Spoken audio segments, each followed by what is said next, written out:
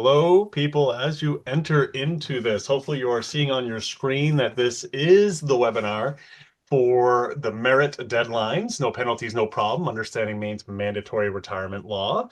Um, my name is Peter Harriman. We'll get into that in a second. We're going to give everyone just a second because I do see more people filtering in. Hopefully you're at the right webinar. It'd be kind of bizarre if you were not, but again, we're going to be talking today about merit.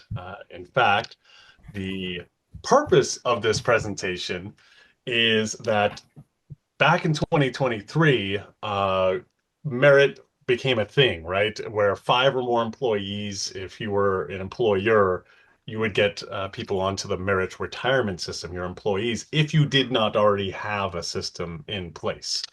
We got people from Merit here that they're going to talk to you. I'll introduce them a little later.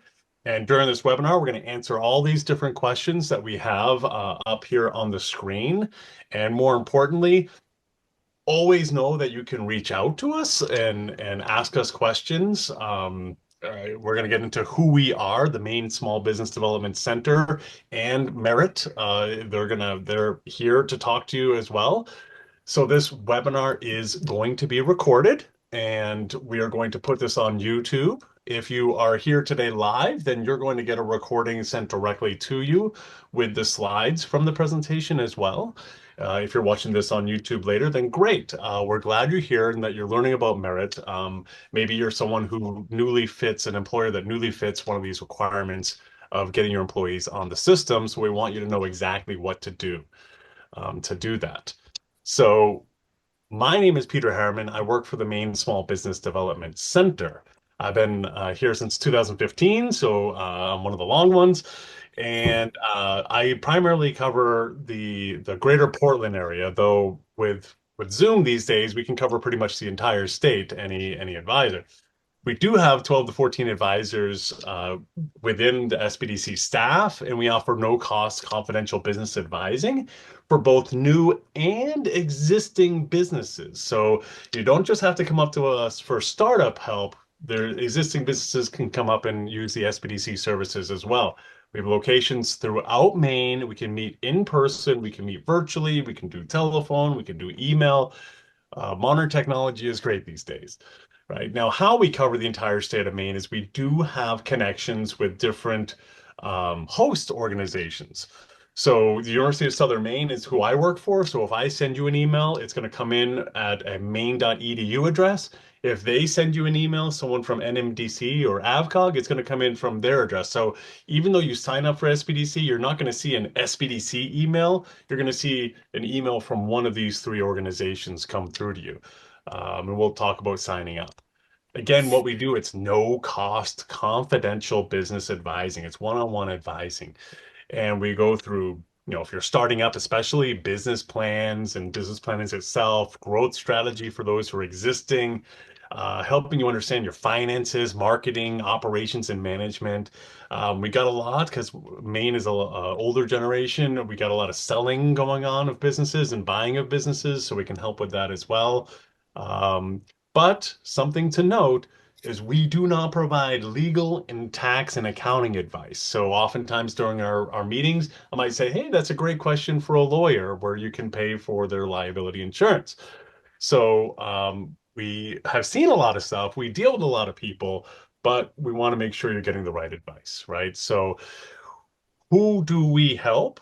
We help individuals starting a business. We help for-profits. We help Maine-based businesses. So part of our funding comes from the state of Maine. So you do have to be in the state of Maine.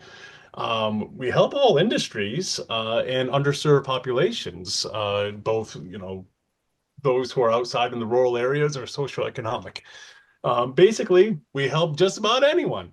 So I will say that there are some exceptions as far as marijuana. It's legal in the state, but not federally legal. So there are some situations where we can't help you. Nonprofits, they have their own different funding sources. But for the most part, if you're a business in Maine, which there are many, many, many, many, many small businesses in Maine, whether you're starting a business or an existing business, you're going to be able to use our services. So if you want to use our services, which are free, no cost, confidential, then you can just go to our website and you can request advising. Right on the top right-hand corner of our website has a big button of request advising, and you can get our services just by requesting advising. And then, as I said, someone will reach out to you, but they will have that email address. It's not an SBDC address, it's an address from one of the hosts. So be aware of that. Sometimes it goes to spam. So check your spam if you do request advising and you don't hear from us within a short time. Now, even though we only have 12 to 14 advisors, we see a lot of individual clients, individual businesses throughout a year, and we have quite an impact on Maine. Our annual report just came out. I suggest you go in and look at that if you want to see exactly how great we are, because it's a pretty good one. And as I said, something I really like is that we take all these webinars, we record them on YouTube, and we get it out there so that you can get this access to the services, whether you're in your bathrobe at 2:30 or you want to give us a call and request advising and come into the office or do a Zoom call with us. So we really want to just make sure that we give you the resources that you need as a business to be successful. Now, if you're looking for us on YouTube, you can go right to the Maine SBDC YouTube site, and you can click the playlist to get the curated list of the different subjects that we are doing YouTubes on. Or if you just hit subscribe, then you can get all the updates whenever we put a webinar like this onto YouTube. As I said, this is being recorded. This will go onto YouTube. All of our webinars are on our website, the SBDC website. We do have courses, e-courses that you can take as well if you're someone who wants to do kind of self-education, but the YouTubes are good as well. Now, on with the show. We have with us today Elizabeth Bordowitz with the Merit Program. She is the executive director of the Maine Retirement Savings Board. She has graciously agreed to come on with us and talk to us and help educate you all about merit and how to avoid those or get in line just with what merit is and what Maine is trying to do. Okay, so I'm going to stop share somehow. I lost my button here. Hit escape. I did. This is the first time this has ever happened. Oh, there we go. Gotcha. Sorry, people. Wow. I've done this so many times, and that's the first time that's ever happened. Okay, so thank you. And please take it away. All right. Thank you, Peter. And thank you for time to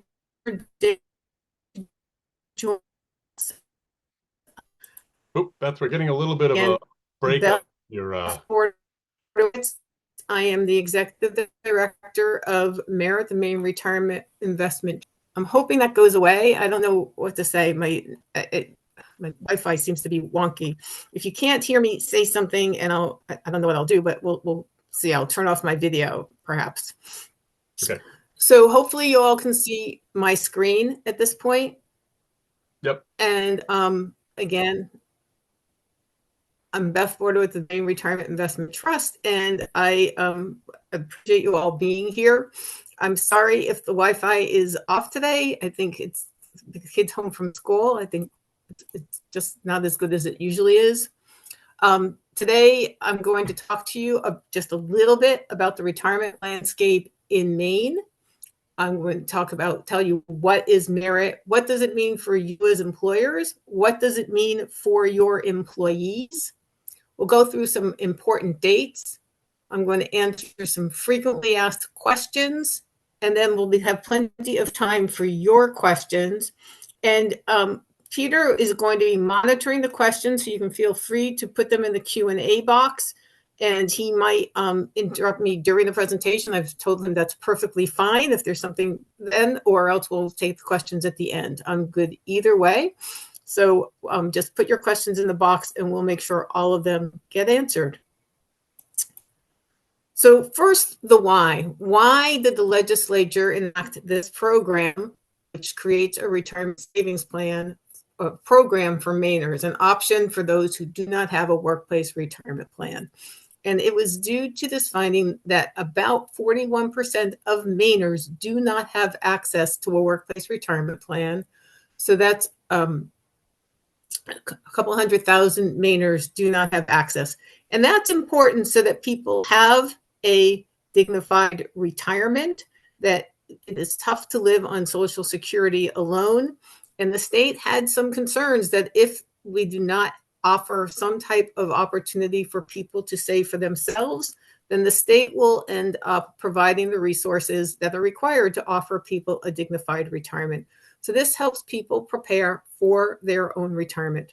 And the workplace option is important because people are shown to save significantly more if it is made easy for them by being a payroll deduction.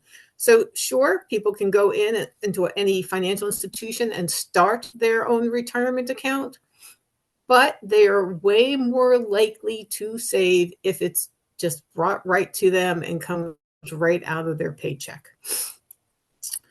So it's not the first state to do this. In fact, Oregon was the first state to offer a program like this. They started it in 2017. And you can see from this map, the dark green states all have active programs now. The slightly lighter green states are all going to be starting their programs in 2025. So that's Nevada, New York, and Rhode Island will all start programs in 2025. Washington, Minnesota have legislation that was passed. So we are in good company. There were many states that were ahead of us, which helped me a lot because we got to learn from them. And we are seeing more and more states and starting these programs. I spent some time just a couple of weeks ago talking to folks from Georgia and Kansas about programs that they might want to start. So it almost every state has considered legislation like this, and many states have passed it, as you can see. So Merit's been around for just over a year now. So I wanted to give you a sense of how we're doing before I get into the nitty gritty about Merit. So this is the chart on the left. That's last year's assets. So we ended the year at just under 9 million. We have over $10 million in assets. That's funds that were saved by Mainers, often at a rate of $50 to $60 at a time. So it's a lot of little savings for people's retirement, because people know they need to do this, and this does make it easy for them. And there are just now over 12,000, about 12,500 Mainers who have started their accounts, who are funding their accounts. So we are making excellent progress in getting this program going in just over a year. So the details: who is Merit for? This is for employers that do not offer a workplace retirement plan. It is for employers who have 5 or more Maine employees and have been in business 2 years. So if you offer a workplace retirement plan, you are exempt. And if you have fewer than 5 Maine employees, you're exempt. The Maine employee is any W-2 employee who has W-2 income attributable to Maine. So if you have an employee who is working in Massachusetts or New Hampshire, and you're paying withholding to the state of there is no withholding in New Hampshire, but withholding to the state of Massachusetts, and otherwise unemployment tax in New Hampshire or Massachusetts or any other state, they are not considered a Maine employee for that employee count. Does include all employees, full-time, part-time, any W-2 employee, even if they only work a couple hours a week. So they need to, as I said, be employed in Maine with income attributable to Maine. They need to be 18 years or older and have a Social Security number or other federal identification number. And those last 2 requirements are required by federal law to open a Roth IRA, which we are opening for each of these account owners. So I mentioned if you have a qualified plan, you are exempt from Merit. That includes any of the basic retirement plans, which are mostly named after some section of the Internal Revenue Code. So your 401k, your 403b, your Simple or SAP, if you have a government deferred compensation plan. So any of those plans, if you have them, you are exempt from participation in merit. You may have to let us know that you are exempt, and I'll talk about how to do that, but you are exempt. And I really would encourage you as business owners to consider whether any of those plans make sense for you. Perhaps talk to an advisor, see if one of these alternatives might be a good option for you in place of merit.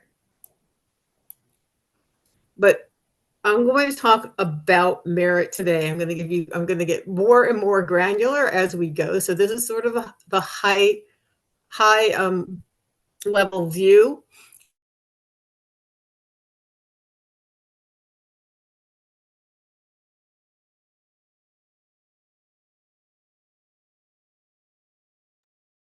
Beth, you still there? I think we might have lost her. What? Oh, we lost your screen share there. Oh, okay. So where I'm sorry. Where did you lose me? I was talking about the high level features of merit. Yep. Okay. So if I'm repeating myself, I'm sorry. I did not realize I lost you. So again, enrollment is automatic for all employees. So you as the employer need to register all of your employees. They can then opt out.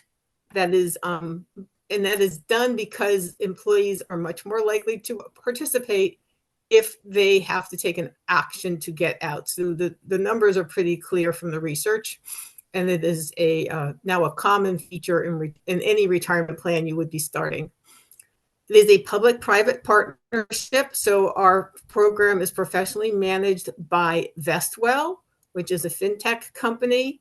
The funds are held at Bank of New York Mellon, and you might be familiar with Vestwell. They also run the state's 529, parts of the state's 529. So they also run many of the retirement savings plans in other states. So it's kind of a niche business for them.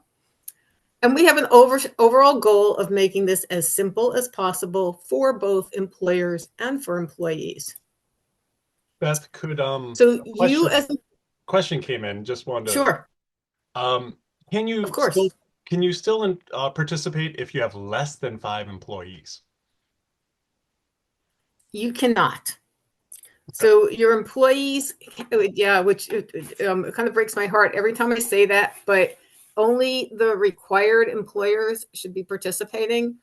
Employers, anyone can sign up as an individual on the merit.com website. So individuals can participate.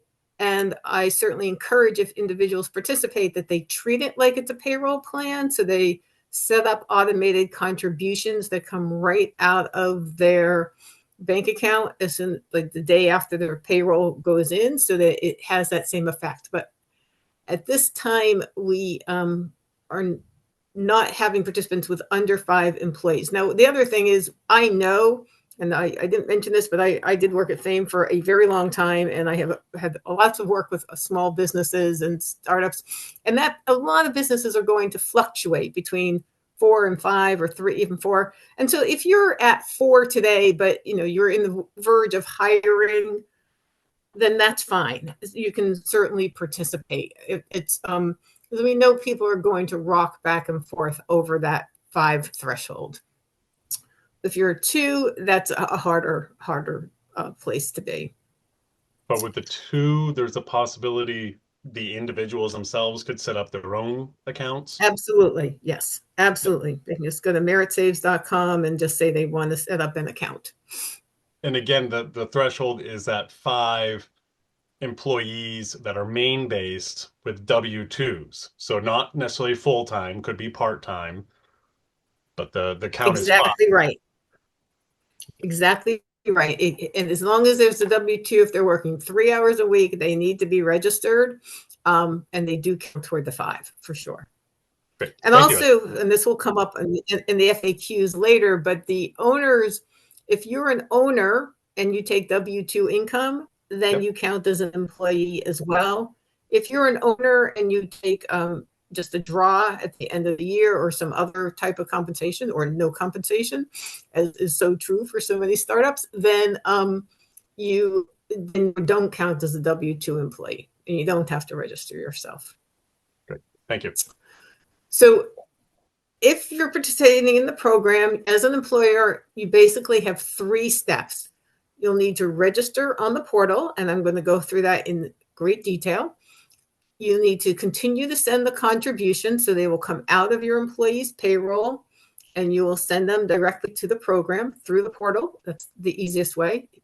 And you need to do the ongoing maintenance, which means that if you have an employee that terminates, that they get terminated in our system. And if you have new employees, they get added to your system. So those are the 3 basic elements of running the program. The details for your employees, they will, it says be automatically enrolled, but from your perspective as employers, you will be the one enrolling them. From their perspective as employees, they will have been automatically enrolled. If they do nothing, they will be identified as having 5% of their wages to be automatically withdrawn from each paycheck. Again, automatic to the employee. As an employer, you will set that 5% in motion. That amount will increase 1% per year up to a maximum of 10%. So any account that's open 6 months during the year will have that 1% increase. So like that just happened in January for us, and about 3,500 accounts that had that 1% increase happen. And they will be invested in a default investment, which is for the first 30 days, a capital preservation fund, which is a money market. And then after that, in a target date suite of funds that becomes more conservative as people approach an assumed retirement age of 65. And although individuals can choose which of the target date funds they want to participate in, if they make no choice, it will assume retirement age of 65. Your employees can change all of those things. They can, of course, opt out of the plan entirely. They can do that by going online and opting out. There's a customer service number they can call to opt out easily. They can change the percentage of their wages contributed, so they can contribute anywhere from 1% to 100% of their wages. They can make that decision.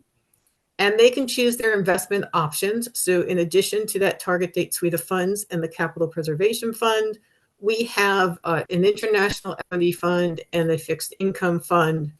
And soon, hopefully before sometime in March, we will have our S&P 500, or actually not an S&P 500, Russell 3000 of domestic equity fund that will be available as a choice. And employees can mix and match. So they can do 50% of one and 50% of another, and they can change that at any time. They can change their percentage at any time. They can change their investments at any time. The reality is that people don't change it very much, but they certainly have that ability. So Peter spent a lot of time talking about emails from the SBDC. We have a sort of similar concern with emails from Merit. So it will be from Merit, but you will see in that it will say no reply at someday.com. And I realize Someday has nothing, you've not heard me talk about Someday at all. It is a company that basically Vestwell merged with, acquired. And so that domain hasn't changed. I've been told it will change sometime in 2025. I can only hope, and then it will be a Vestwell domain. But right now it's no reply at someday.com. And I get calls from people all the time asking if that's spam, and I congratulate them because it's not intuitive at all, but that is what your email would look like. That's what the reply line would look like. It will have a subject that will, in this case, I'm having an example of your registration deadline has passed because the 2024 registration deadline has passed. But it will either say start register now or whatever your status is in the program. And Beth, so here is Nidhi. Yes. I just want to let you know that your bandwidth is low, so we can only see yourself. We can't see your presentation anymore. Okay. I'm going to turn off cell, and so because in this particular part, the presentation is more important. So just let me get out of there. I'm going to stop my video because no one needs to see me. And I'm going to share again. Is it shared? No, it's still coming up with the low bandwidth. Okay. All right. It says I'm sharing now. Okay. Thank you for letting me know. That's okay. Oh, there we go. Got it. Right. Got it again. Okay. Got it. Perfect. Okay. Could you see the last slide? I'm going to go back just to make sure that you could see it. Nope. I've never had this issue doing a presentation. I really apologize. I don't know what's going on. So this is just to be sure you saw that. That was the example of the email. I'm not going to belabor it, but just to be aware. Oh, it's still going through. All right. So this. Yep. Still clicking through the different ones. We're on a. Oh, okay. We're seeing the graph of I'm going to go back. Total funds. I think because of that delay, because of the low bandwidth. Yeah, I'm sorry. I checked this morning too. It seemed just fine. I That's really fine. apologize. That's okay. And all right. We're seeing examples of qualified plans. We got the 401, 403, primary features, employer role, 3 easy steps, and program details. And we're back to the 3 easy steps. You lost me again. Yeah, you lost me again. All right. There we go. There we go. So, okay. Thank you, Peter. All right. Yep. Okay. So this just, I'm not going to belabor it. Like I said, this is the reply at someday.com. So hopefully you can see this one. The next one is sort of the most important for the visual. So hopefully I'll get through them okay. So I've mentioned that email.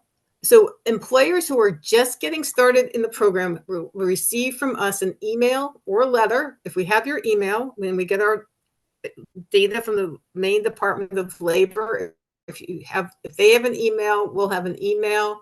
If not, we'll send you a hard letter, or if the email bounces, we'll send a hard letter. And that will have an access code. And you will use that access code to go to meritsaves.com and open your account as an employer. And you will then upload your roster of your eligible employees into the Merit portal. And I'm going to show you that in even more detail. This is sort of the overview. And then after that's uploaded and your employees are registered, you will do nothing for the next 30 days. So that's where the program is reaching out to your employees 3 different times in those 30 days, again, by email, if you gave us an email, or by letter, if we don't have an email, or if the email bounces. And the employees will be told that they have those choices we just discussed. They can do nothing and keep the standard choices, the defaults. They can customize their account however they would like, with choosing their investment options, their investment amount, or they can opt out. After those 30 days, they are automatically enrolled and an account is open for them. And then the employer will start initiating the payroll deductions. So you'll be making payroll deductions in accordance with what your employees have chosen. So I want to show you that in detail. Can you see this one, Peter? The meritsaves.com portal? Yes. Yep. Okay. Perfect. So this is the last, it was really, the portal is essentially 4 pages. Once you've registered and set up 2-factor authentication, then you'll come to this first page here. So if you look at the right side of the screen, company information, you'll be entering in basic company information: name, primary contact, emails, federal employment identification number, address, basic information. Next page will be your payroll setup. You'll identify how often you do your payroll and what day your payroll. And that's so that we can remind you to make the contributions later on. You'll also identify your payroll provider. And that's helpful because we have a lot of integrations with payroll providers, including some local payroll providers. And it's very easy to manage merit if your payroll provider has an integration. If your payroll provider is on the drop-down list, and there are quite a few, so I know it's a lot to scroll through, you can choose your payroll provider from that drop-down list. If they are not on that list, you choose other and write them in so that we know who your payroll provider is. So should we set up an integration in the future with that payroll provider, we can let you know. And we're happy to set up an integration with any payroll provider. So it's up to the payroll provider to work with us. We'll work with every payroll provider. And if you happen to have like multiple pay groups, if you pay management every other week and workers every week, that type of setup, you can set up separate pay groups and just give them different names. So it's pretty straightforward to just set that up in the payroll section. The next screen will ask for your payment information. So there we are looking for your banking information so that you can make the contributions through ACH. You can choose to make contributions by sending a check. That is, it's a little bit slower, but it's certainly a possibility. I know people sometimes have concerns about the electronic banking, but your check probably has all the same risks plus than electronic banking since it's now going through the mail system. But again, up to the employers. We have employers doing both. And then this is the last screen you'll come to where you add your employees. So you'll see that there is required information, their social security number, first name, last name, birth date, also their address is required. And it has to be, this is, I know, an issue in Maine, has to be a physical address. It cannot be a PO box. And that's, again, federal law. It's not anything we know it can be an issue for some people. A lot of people don't even know their street address in some areas of the state, but we do need to have one. You as an employer can enter this by uploading a file with this information, and then it will auto-populate. And we do have, and it's available, a template that you can use to download your information and then upload it into here. Or you can enter the data manually.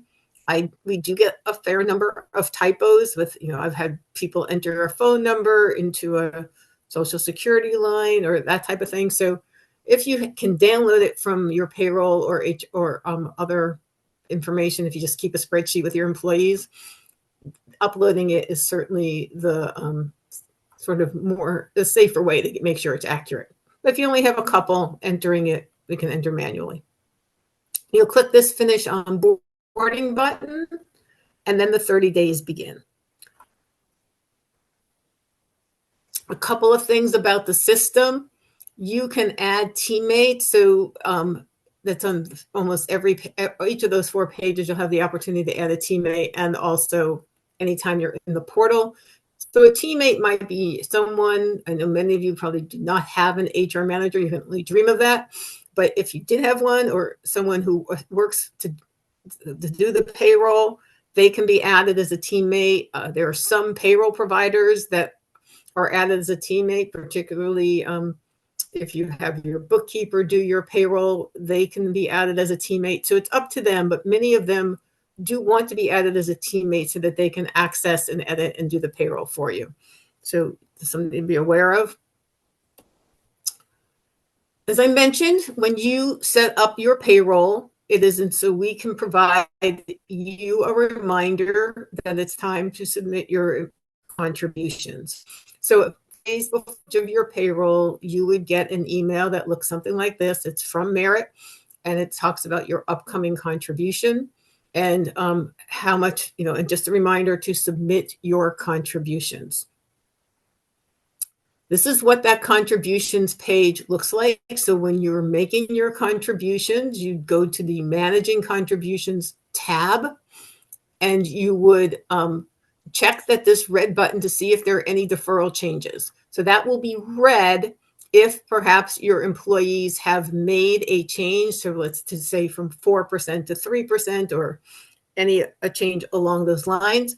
because you'll need to make sure that your payroll takes that you and your payroll take the right percentage deduction. So if that's changed from 4 to 3%, you need to not only change it here, but you need to make sure that your payroll is changed to take the right percentage deduction. And then you'll mark that complete.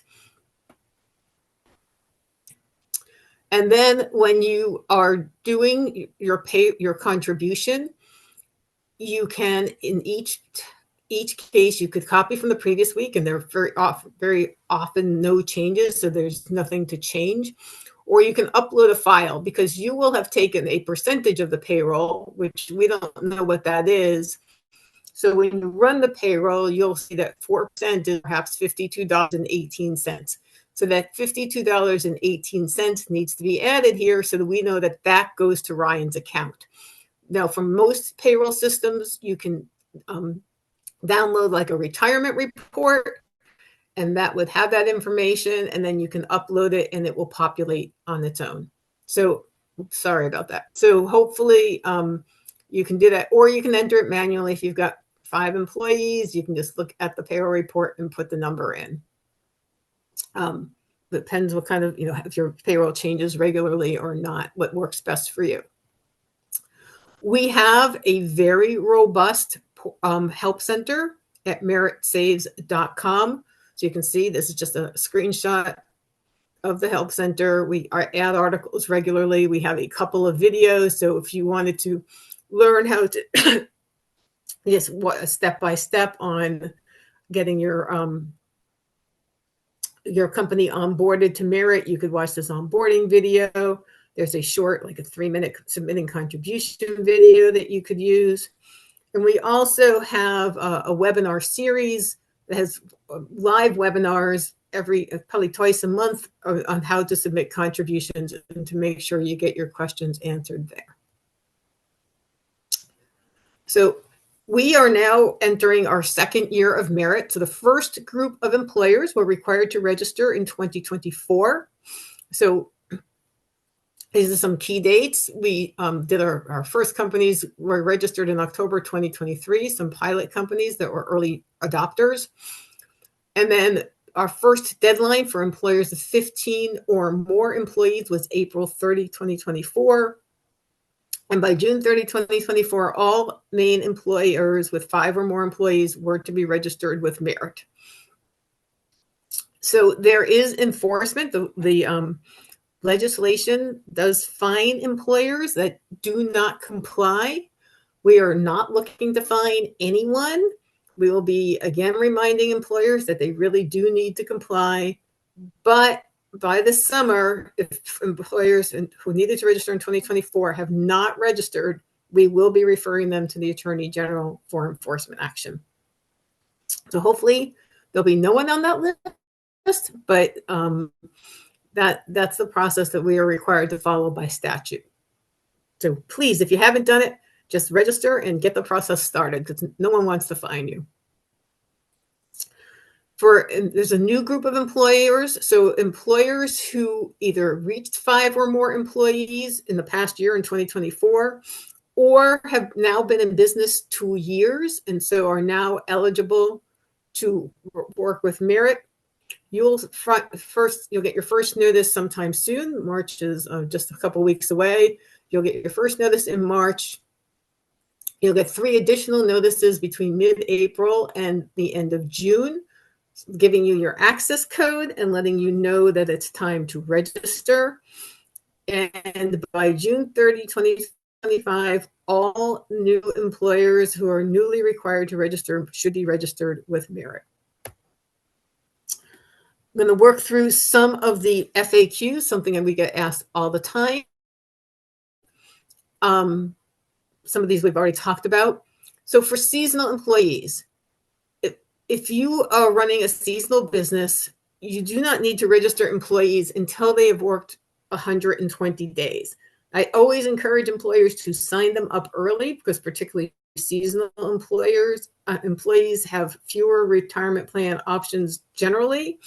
And so if you have people who come back year after year, they will be rejoining Merit if they were part of it. And so getting them in early is nice for them.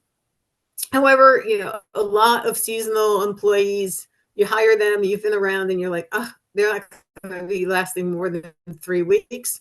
Maybe they'll surprise you and you can register them with Merit. But if you want to see if they don't more than 3 weeks, you can hang out and not register them until they're working for you a longer period of time, up to 120 days. We've mentioned this a couple of times before. Part-time employees do count toward the 5 employees, as do temporary employees if they are getting a W-2. So even though you're not going to keep them for that long, again, you have that 120 days, so that, they're kind of less than temporary, perhaps if they're there 120 days. But also, if you have temporary employees and you want to be part of Merit, you can certainly count them toward the 5 employees. And we talked about the business owner. If you're the business owner and you receive W-2 wages, you need to register yourself for Merit. So if you offer a qualified plan to some, but not all of your employees, sometimes it's all the full-time and not the part-time, you are still exempt from Merit.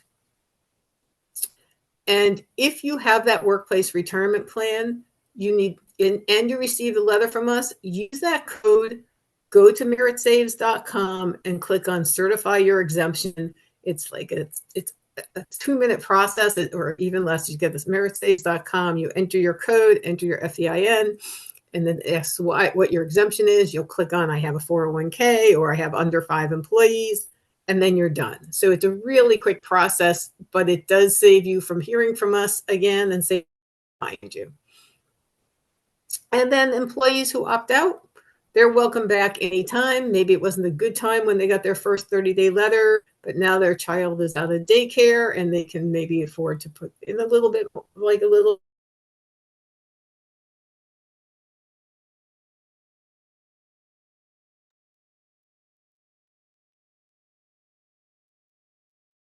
Beth, I think we lost you again. I hope we can get you back because I had some questions.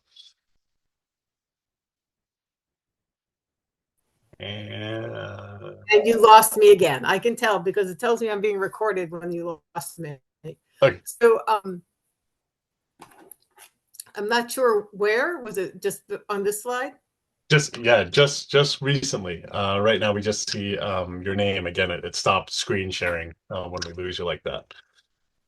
Oh, okay. So that's okay. I'm up to my final slide, and it is just my information.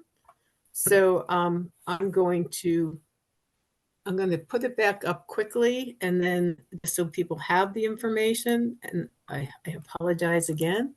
Don't worry about it. Embarrassing. I usually so you can see this is the information, just to my email and the employer helpline. So you can feel free to call those at any time. And I'm going to stop the sharing. Oop. And I am happy to take questions.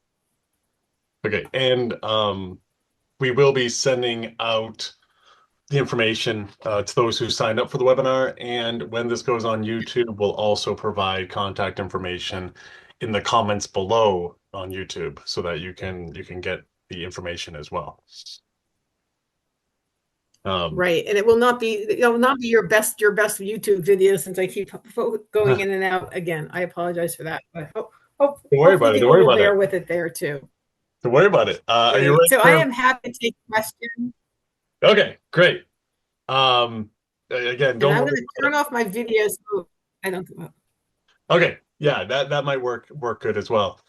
One question that I had was, if I understand the program correctly, it follows the worker, right?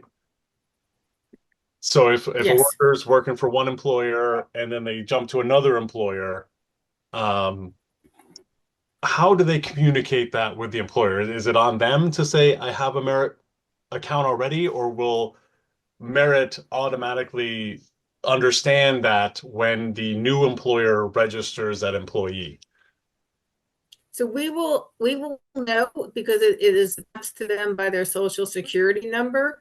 Now, so let's say I'm an employee and I've worked for a company with merit, and then I move to another company with merit. I will have the same 30 days to opt in as I did previously. And then, but when I opt in, the funds will be going into the same account. Yeah. Now, as you said, there's an automatic, it kind of starts at 5%, and then there's an automatic 1% each year up to 10%. Is that automatic? Does the employee not do anything? And is that a year from the hire date, or is it every January, or how does that work? So thank you for that, Peter. Yes, it is. It is automatic. If you have been in the program for 6 months, so for all of the accounts that were in the program before June 30, 2024, on January 1, their amount escalated unless they had opted out of that. So it went up 1% at that time. About 3,700 accounts went up 1% at that time. And the employee receives a notice from us to say your account is going to go up, your percentage will go up 1%. If you don't want that to happen, you can go into your account and change that. Otherwise, it will just happen automatically.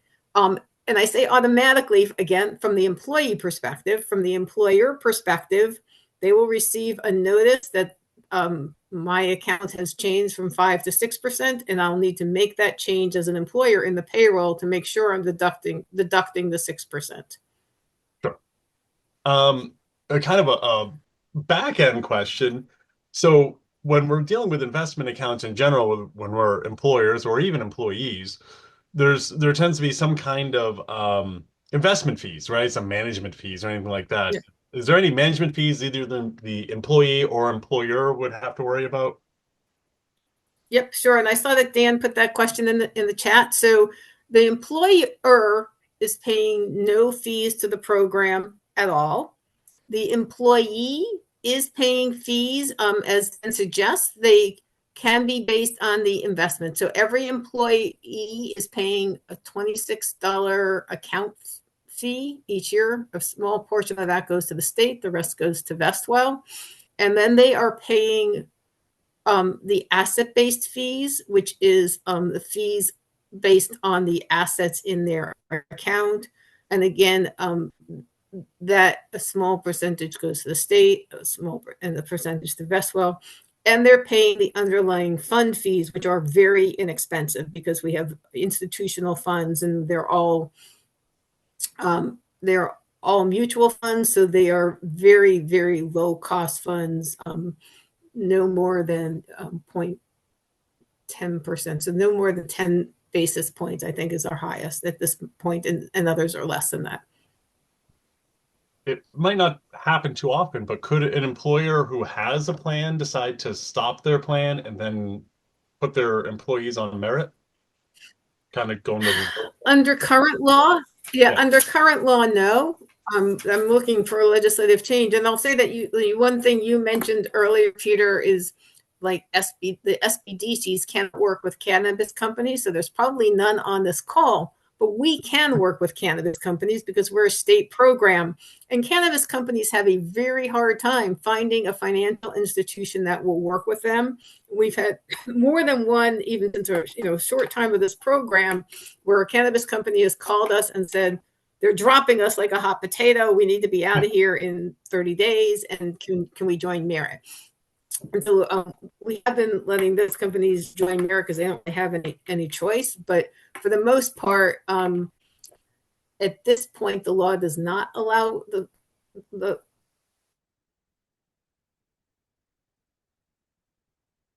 Oh, you cut out right at the key point of that question there. I'm going to assume it means the law does not have a way to allow someone to go the other way. Yep. So anyway, I'm sorry. I know I dropped that time because I could see it.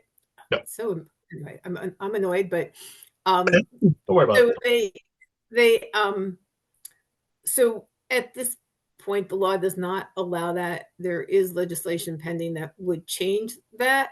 I think there was a concern that people would potentially, because it's so much lower cost to employers, because a retirement plan can be costly for employers.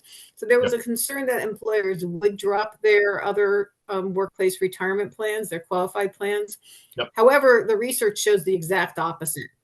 Okay. In every state that has started these programs, and there has been a research into whether fewer employers are starting qualified retirement plans, it has been the opposite. Because employers are thinking about retirement, they are actually starting more of these plans. And honestly, I'll just say it, they are being sold. The people who sell these plans know that they have to do something, and so they're taking advantage and knocking on the door. Yep. Okay. And that's fine. That's how you do business. Yeah, of course, of course. As you said, you have a website with a lot of resources up there. I've gone through a few of them. They are phenomenal. There's a lot of, I think there's one with screenshots. One thing you had said during it is they would have a drop down and choose possibly their payroll company, and if they didn't have a payroll company on the list, that they could choose other. Is for any of those kind of Rambo kind of employers out there who are doing their own payroll, is there a way for an employer to do their own payroll and coordinate with the merit program to figure that out? 100%. So a lot of employers, especially small ones who are doing their own payroll, are probably using QuickBooks Online or Gusto, both Okay. of which have they're fully integrated with Merit. So there will be like, I call it the easy button. If you're doing QuickBooks Online, it's going to be like, just like set up this integration. And as Peter said, there's in the Help Center, there is an article with step shots on how to set up that integration. I have sat with an employer and done that integration on QuickBooks. It was really easy. It's so yeah, particularly for employers who are doing it yourselves, and that's in some ways are where the integrations are strongest, and we hopefully it's very easy for you. And I will say for those clients out there listening, communication with your employees is essential too, letting them know, because they got that 30-day window to decide if they want to opt in or opt out. So definitely communicate with them that they will be getting an email and that they need to take action. Because correct me if I'm wrong, but the default is they opt in, right? They have The to default is opt in. Yep. Exactly right. There is also information on the meritsaves.com portal, like an employee fact sheet, so that you do not, as an employer, need to be the one, trying to say, making sure you have the facts correct. You can just download or email them this fact sheet, and that will provide them the information. But it is true. So many Mainers, they count on their employers. They look to them for information. And so we try to make it easy for you to have something that you can hand to them, because this is not, as the employer, this is not your plan. It's the state's plan. And so we know employees will look to you, and hopefully this will help them. And you can always send them to us as well. And I know we're coming to the end here, Peter. I just want to invite Ariel to just pop on her camera, which is probably working better than mine, just so people can see her. So she also works with Merit. Hello. Hello. So she will, she's relatively new, but will soon be taking your questions as well as me. So just so you have a face to put to the name. Yep. And I did put some information in the chat if you'd like to copy and save it for later. Yes. Yep. And as I said, for those who are watching this on YouTube, if you go into the comment section, you will see the information that she put into chat as far as the website, resources, customer service lines, and emails.